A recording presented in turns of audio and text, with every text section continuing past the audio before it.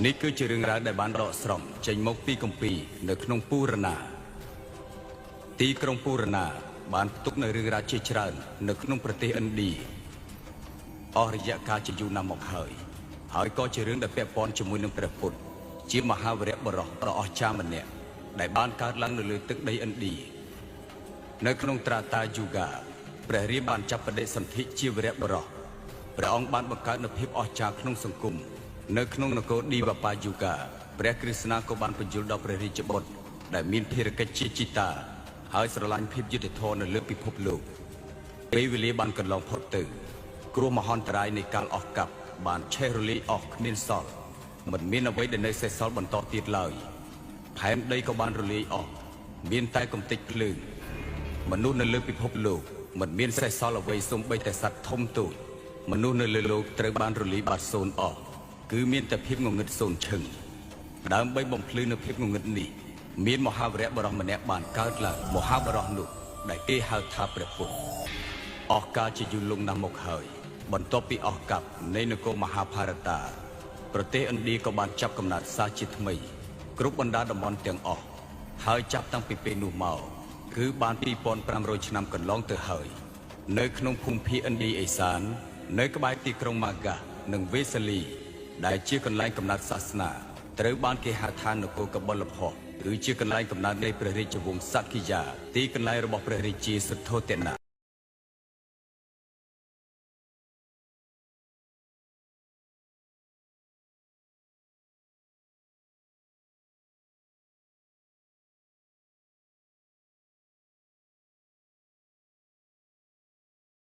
គូបាងបាទនៅតែដូចជាមានដំណឹងល្អណាស់មែនហើយឡាស៊ីកាដូច្នេះហើយទើបគេវាយអាកាំង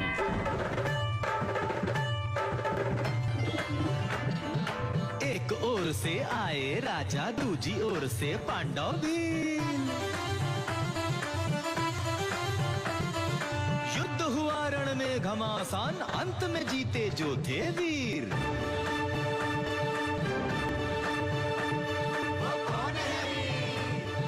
वो महाराज शुद्धोदन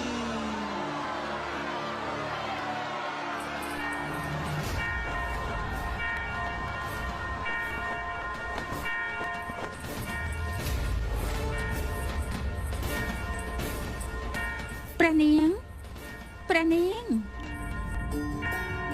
ខ្ញុំបានឲ្យទៅយកស្គាល់នោះអីឡាស៊ីកាមានដំណឹងល្អណាស់ព្រះនាងព្រះសិទ្ធត្ថនៈយើងមកដល់ហើយបានទទួលជោគជ័យត្រឡប់មកព្រះនគរកបិលភៈវិញហើយព្រះមេម្ចាស់ព្រះជាម្ចាស់ប្រទានដល់ខ្ញុំម្ចាស់ហើយដំណឹងនេះមានថ្វាយដល់ព្រះមហាទេវីជ្រាបទេមិនទាន់ទេព្រះមេម្ចាស់ទ្រង់មិននៅក្នុងដំណាក់ទេមិនអីទេទៅរៀបចំចែកអំណោយដល់អ្នកក្រីក្រទៅខ្ញុំនឹងផ្ដល់ដំណឹងនេះទៅឲ្យម្ចាស់បងដឹងដោយខ្លួនឯង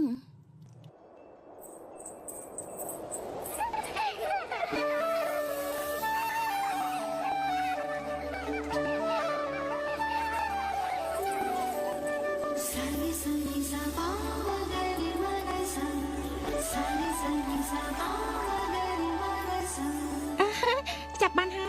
ហើយ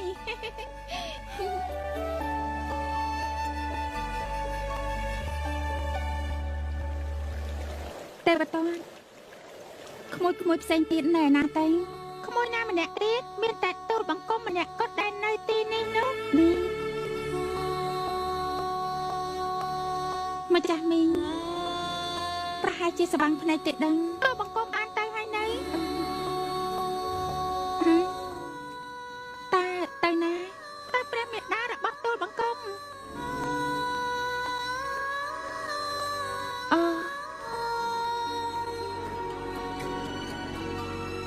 ក្រែងបានសន្យាជាមួយម្ចាស់មីងហើយមែនទេក្រាបទូលតែទៅបង្គំផ្ដាច់ហើយឆាប់និយាយទៅគឺម្ចាស់មីងឲ្យក្មួយនិយាយឥឡូវនេះនិយាយមកឆាប់និយាយទៅអត់ប្រណែទេព្រះមេត្តា